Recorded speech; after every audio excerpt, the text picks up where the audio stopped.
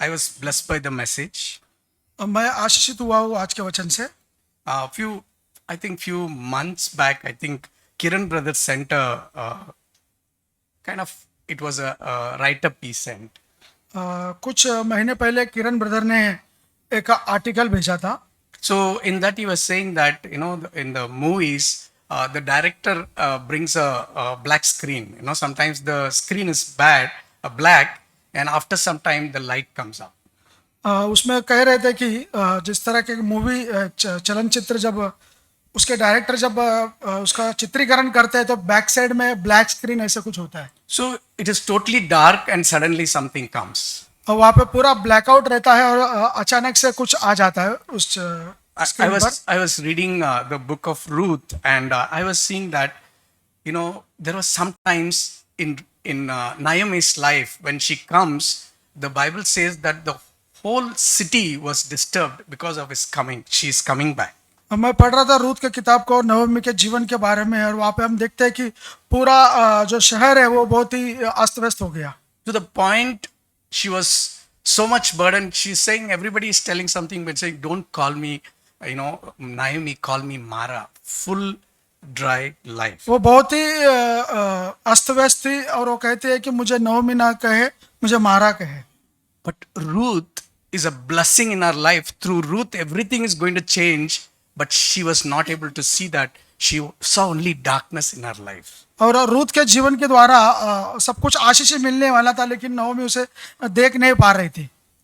When Ruth happened to be in Boaz's place, it was God's providential plan that she stepped into Boaz's. हम देखते हैं कि Ruth जब Boaz के जगह पर पहुंचती है वहां पर काम करने, ये परमेश्वर की एक योजना थी जो वहां पर वो पहुंच पाई। Everything changes. She comes home, carries something. I'm making it short. When she comes home, Naomi asks her, "How was it? What happened?" जब रूथ वापस घर आती है तो नवमी उससे पूछती है कैसा था, क्या हुआ वहां पर करके। She says, Boaz. The word Boaz changed her entire. Boaz? Like she would have, everything changed in her life. Some light come in her life. वो बोआज के बारे में बताते हैं, बोआज करके, तो उसके द्वारा पूरे उनके जीवन के अंदर पूरा बदलाव आता है, एक प्रकाश आता है। After that, lot of things, good things happens. बहुत सारे अच्छे चीजें होने के बाद में In verse 17, last 4 verse 17, it says, a son has been born to Naomi. That's how they show that Naomi got a child. It's not that Ruth got a child. और वहां पर हम देखते हैं कि 17 वचन में 4:17 रूथ के अंदर वहां पे कहते हैं कि नवमी का एक बेटा उत्पन्न हुआ, ऐसे नहीं कहता है कि रूथ को हुआ करके। See, the darkness became light. देखिए अंधकार जो है रोशनी में किस तरह बदल गया।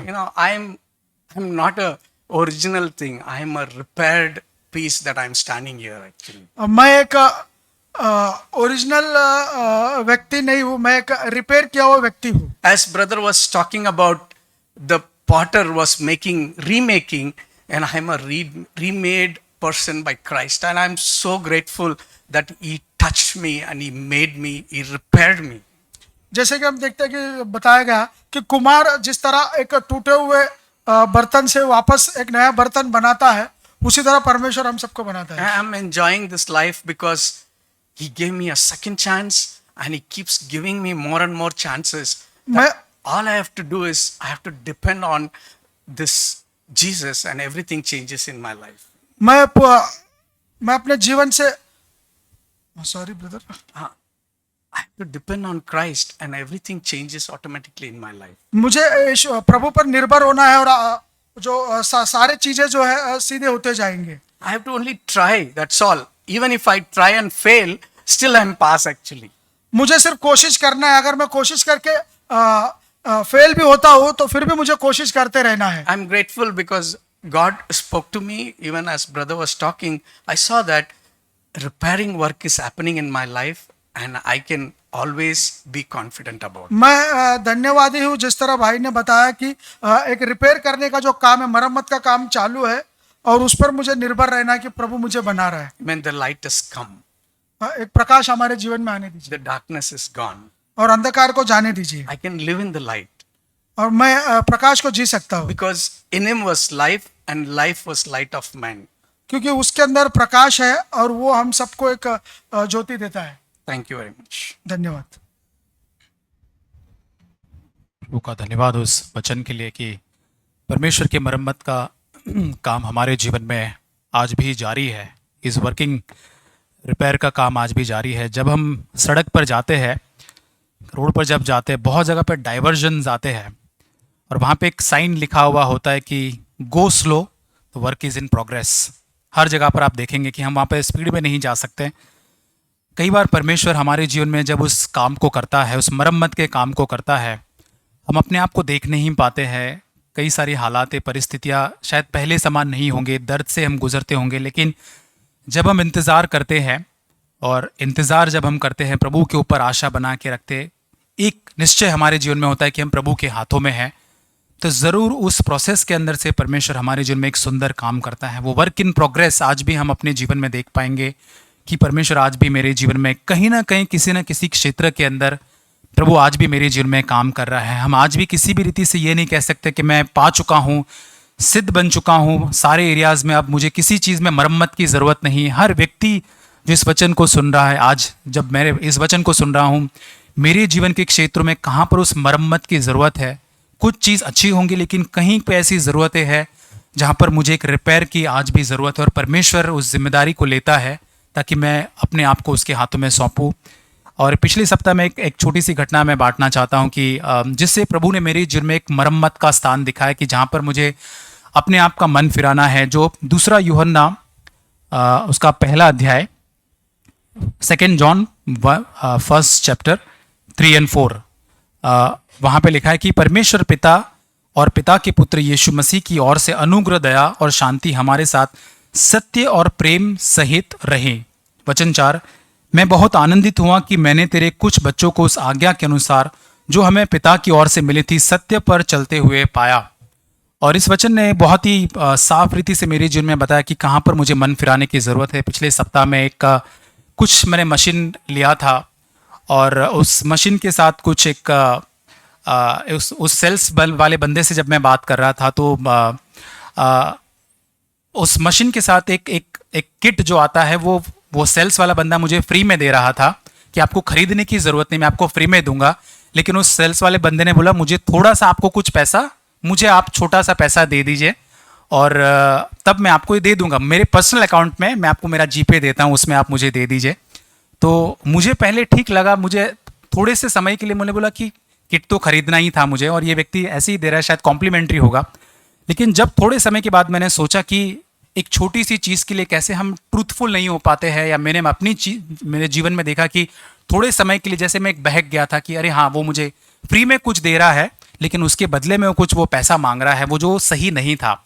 और उसके बाद प्रभु ने इस वचन से मुझे साफ रीति से बात किया जो लिखा है इंग्लिश में बड़े अच्छे से NLT अनुवाद में लिखा है, grace, mercy and peace which comes from God the Father and Jesus Christ will continue to be with you who live in truth and love।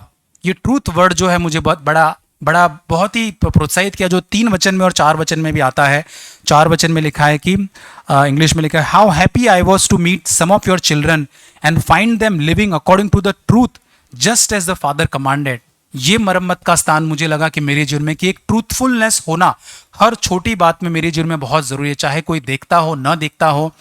बड़े आसानी से उसको मैं ले सकता था, फ्री में है, अरे मुझे मिल रहा है कुछ छोटा सा फ़ायदा देखकर। लेकिन प्रभु ने इस वचन से बात किया कि वहाँ पर मुझे मन फिराना है, और उस चीज़ में मैंने देखा कि नहीं, मैं उस चीज़ को नहीं कर सकता मसीह के चेले होने के नाते।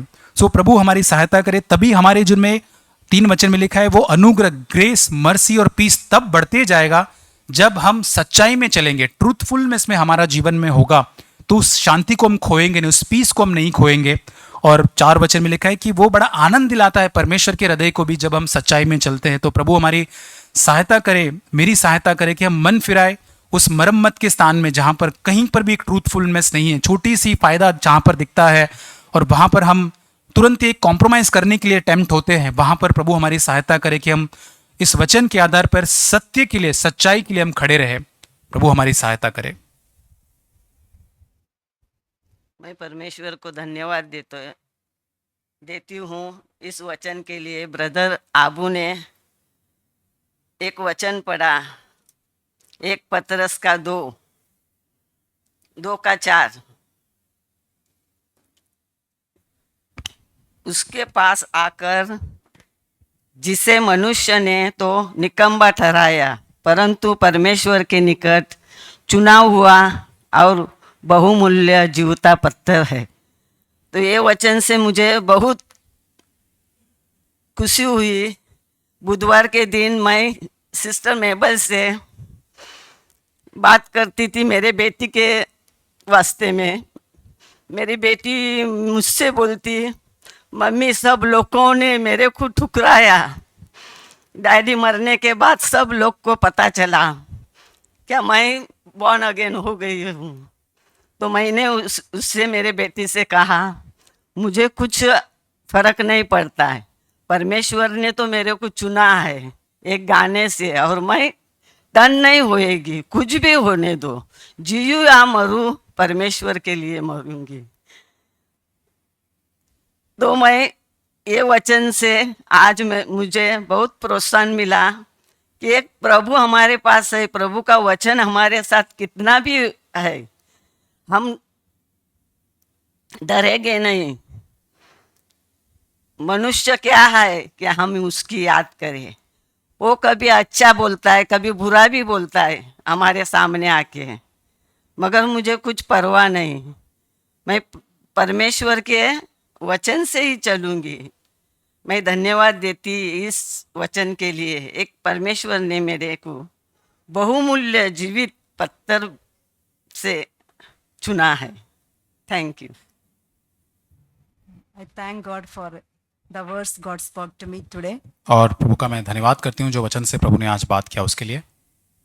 And thank God for all the opportunities God allowed in my life to break me. प्रभु का मैं धन्यवाद करती हूँ सारी परिस्थितियों के लिए, मौक़ों के लिए जहाँ परमेश्वर ने मेरे जीवन में मुझे तोड़ने के लिए उन परिस्थितियों को भेजा, So that He can make me a beautiful vessel for His glory. ताकि उसकी महिमा के लिए एक सुंदर पात्र वो परमेश्वर मुझको बना सके। Different ways He used to break me. और अलग अलग रीति का परमेश्वर इस्तेमाल करता है मुझे तोड़ने के लिए। Recently, I have seen last 3-4 years, I am seeing that deep-rooted pride in me, God wants to break. और 3-4 सालों से परमेश्वर मुझे दिखाने की कोशिश कर रहा है कि एक बहुत ही ज़्यादा एक गहराई के अंदर छिपा हुआ जो घमंड जो है परमेश्वर चाहता है उससे मैं मन फिराऊं। So many years I had no light about it. और कई सालों तक उस क्षेत्र के अंदर मेरे पास कोई प्रकाश नहीं था। So, but God showed me that. लेकिन परमेश्वर ने मुझे उसको दिखाया। So these days my prayer is, Lord, break my pride. और इन दिनों के अंदर मेरी यही प्रार्थना है कि प्रभु तू मेरे घमंड को तोड़। Wherever this pride is hiding in my life, which all the areas, Lord, show me and break it. और प्रभु कोई भी क्षेत्र के अंदर ये घमंड हो, कहीं पर भी छिपा हुआ, प्रभु तू उसको मुझे बता और उसको तू तोड़ प्रभु। Without God showing me, I cannot repent about it. और प्रभु मुझको यदि नहीं दिखाएगा तो मैं उससे मन नहीं फिरा सकती। So this is my prayer, Lord, show all the pride in me so that I can be a glorious vessel for your glory. और प्रभु जहाँ कहीं प्रभु मेरे जीवन के अंदर घमंड है प्रभु उसे तू मुझे बता ताकि मैं तेरी महिमा के लिए एक प्रभु तेरी एक महिमा में बर्तन बन सकूं। Because only those who are humble, God can give grace. क्योंकि जो नम्र है उन्हीं को परमेश्वर अनुग्रह दे सकता है। If I am proud about my life, He cannot give me grace. यदि मेरे जीवन के संबंध में मैं बहुत ही घमंड से भरी हुई तो मेरे जीवन में अनुग्रह मुझे नहीं प्राप्त होगा। What all situations He is allowing me, I need grace to overcome that situation. और जो भी परिस्थितियां परमेश्वर मेरे जीवन में अनुमति देता है उस पर जय पाने के लिए मुझे अनुग्रह की जरूरत है। In my life, pride is ruling in many areas. He cannot give that grace to और me. यदि मेरे जीवन के बहुत सारे क्षेत्रों के अंदर जो घमंड है वो राज कर रहा है तो वो मुझे अनुग्रह नहीं दे सकता है। If I am humble I no need to even to ask God to give me grace in that situation. और यदि मैं नम्र रहती हूं तो मुझे यहां तक कि अनुग्रह मांगने की जरूरत भी नहीं है उस परिस्थिति में। Because his promise is that he will give grace to the humble. और क्योंकि उसकी प्रतिज्ञा, उसका वादा ही है कि वो नम्र लोगों को अनुग्रह देगा। So I want to be more and more humble in my life. और मैं अपने जीवन में और अधिक नम्र रहना चाहती हूँ। When I read Ephesians 2:7, और इफिसियों की पत्री 2:7 को जब मैं पढ़ती हूँ, so God can point to us in all future ages as examples of the incredible wealth of his grace. कि वह अपनी उस दया से जो मसीह यीशु में हम पर है, आने वाले समयों में अपने अनुग्रह का असीम धन दिखाए। This is what he desires for me. यही इच्छा वो मेरे जीवन से रखता है। He wants to show all the ages the incredible wealth of his grace. और वो आने वाले समय में अनेक अनुग्रह का असीम धन, मुझे खजाना दिखाना चाहता है। The grace, I want to rich in grace. और मैं अनुग्रह की बहुतायत में बहुत ही धनी होना चाहती हूँ। More and more desire to be rich in grace. और अधिक अनुग्रह के अंदर मैं धनवान होना चाहती हूँ। So that he can show me in the future ages that his wealth of his grace in my life. ताकि आने वाले समय में मेरे जीवन के अंदर उस अनुग्रह का असीम धन और खजाना परमेश्वर मुझको दिखा सके। He can show that how sinner I was, wretched sinner I was when he picked me. और मुझे वो दिखाएगा कि मैं कितनी अभागी पापी थी जब उसने मुझको बुलाया। Then he could change me like this through his grace. और उसके अनुग्रह के द्वारा ही मुझको इस प्रकार वो परिवर्तित कर सकता है। So I want to be humble more and more and to be rich in grace in the coming days. और अधिक मैं आने वाले समय में मैं और नम्र बनना चाहता हूँ, ताकि और अधिक मैं उस अनुग्रह को प्राप्त कर सकूं। I want God to break all the pride in my life. मैं चाहती हूँ कि परमेश्वर मेरे जीवन के हर उस घमंड के क्षेत्रों को तोड़ दे। आमीन। प्रभु का धन्यवाद हो। मेरी बस एक छोटी सी गवाही है और इसमें जैसे ब्रदर किरण ने भी एक सच्ची ईमानदारी के विषय में बोला, तो मुझे कल ही मुझे एक ऐसी बात मैं आप लोगों के बीच शेयर करना चाहता हूं कि परमेश्वर के साथ छोटी बातों में कैसे हम ईमानदार बन सकते हैं और बहुत सी ऐसी अशांति से दूर रह सकते हैं, क्योंकि जैसे ही हम कुछ ऐसा करते हैं जो प्रभु के खिलाफ है, तो हम निश्चय ही अशांति से भर जाते हैं। कल मैं कई दिनों से मैंने एक बहुत पहले की एक पोएट्री लिखी हुई थी और वो पोएट्री जो है करीब 2-3 सीरीज में पोएट्री थी और वो मैंने एक पब्लिशर को दिया हुआ था। एक मैगजीन, पॉपुलर मैगजीन थी, उसमें मैंने अपना वो पोएट्री दिया था पब्लिश होने के लिए। तो कल ही मुझे उसमें मैसेज मिला कि वो लोग उस कविता से पोएट्री से बेहद प्रभावित हुए हैं और वो उसकी काफी प्रशंसा कर रहे थे लोग और कहे कि हम उसे पब्लिश करेंगे। लेकिन उन्होंने ये कहा कि ये कविता बहुत धारदार है, बहुत स्ट्रांग है, क्योंकि वो विषय जो था वो सरकार के थोड़ा खिलाफ था। मैंने इस तरह की कविता लिखा था। अचानक से मुझे ये बात याद आई। मैं थोड़ा बैठा ही था कि मैं खुश हो रहा था अंदर, फिर अचानक मेरी पत्नी भी साथ में थी और वो बोलने लगी कि क्या ये परमेश्वर की दृष्टि में सही है। अचानक से मुझे भी इन बातों को ध्यान में आया कि ब्रदर चार्ल्स ने भी एक बार अपने वचन में ये बातें कही थी कि हमारे जो मतलब ये सरकार की तरफ से लिखना, कुछ ऐसे करना, ये सब हमारे काम की चीज नहीं है, हमको ये सब नहीं करना है। और मैं बताऊं, मैंने उस दौरान में मैं एक बार खुश हुआ कि मेरी पोएट्री पब्लिश हो रही है और बहुत मतलब उसकी प्रशंसा हो रही है, लेकिन तुरंत मुझे रियलाइज हुआ कि ये मेरे प्रभु की दृष्टि में ये गलत है कि अगर मैं किसी की आलोचना कर रहा हूँ, किसी के बारे में कुछ इस तरह का लिख रहा हूँ, तो वो कहीं न कहीं मुझको तो आनंदित करेगा, लेकिन मेरे शांति को भंग कर देगा और साथ ही साथ वो परमेश्वर की दृष्टि में जो है बहुत बुरा होगा मेरे लिए। इसलिए मैंने तुरंत इमीडिएट मैसेज लिखा और मैसेज लिख के संपादक को बोला कि मैं अपनी पोएट्री वापस ले रहा हूँ और मैं इसे प्रकाशित नहीं करना चाहता हूँ। तो मैं प्रभु का धन्यवाद करता हूँ कि प्रभु ने मुझे तुरंत इस बात का एहसास दिलाया और मैं प्रभु की महिमा करने पाया। प्रभु का धन्यवाद। मैं परमेश्वर का धन्यवाद करता हूँ। जो वचन आज अबू ब्रदर ने शेयर किया, उसी विषय में परमेश्वर पिछले हफ्ते में मुझसे बात कर रहा था तो मुझे ये परमेश्वर मैं विश्वास करता हूँ परमेश्वर ने ये रिकन्फर्म किया कि हाँ, ये वचन जो था वो मेरे लिए था। तो जिस तरह से पोर्टर के बारे में उन्होंने बताया कि वो मिट्टी को लेके उसको बनाता है, मिट्टी बीच में अगर टूट जाती है तो दोबारा उसको उठा के वो उसको बनाना शुरू करता है। तो मिट्टी अपने आप में खुद नहीं बन सकती है, खुद अपने आप डिसीजन नहीं ले सकती है, तो वो पोर्टर के हाथ में होगी तभी पोर्टर उसको रिपेयर करेगा। तो बिल्कुल इसी कॉन्टेक्स्ट में संदर्भ में परमेश्वर मुझसे बात कर रहा था। मैं वो जेनेसिस चैप्टर 1 में से जब मैं पढ़ रहा था जहाँ पर जेनेसिस 1 के 2 में लिखा है कि earth was formless and void and darkness was over the surface. उसके अगले जस्ट अगले उसी जेनेसिस 1 के 2 में आगे लिखा है कि spirit of God was hovering over the surface of water. तो जहाँ वो डार्कनेस था, जहाँ पर सब कुछ एम्प्टी था, जहाँ पर फॉर्मलेस था, वहाँ पर इस वचन ने मुझसे बात किया कि परमेश्वर का आत्मा उस समय में उसके ऊपर आ गया, उस फॉर्मलेस चीज को बदलने के लिए। उसके आगे अगले ही वचन में परमेश्वर कहता है कि लेट देयर बी लाइट। सो उस डार्कनेस, जहाँ पर हमें डार्कनेस लग रहा था, जहाँ पर हमें सब कुछ फॉर्मलेस लग रहा था, वहाँ पर परमेश्वर परमेश्वर वहाँ पर बोल रहा है। वो डार्कनेस हम अपने आप दूर नहीं कर सकते हैं, परंतु परमेश्वर बोलता है कि लेट देयर बी लाइट।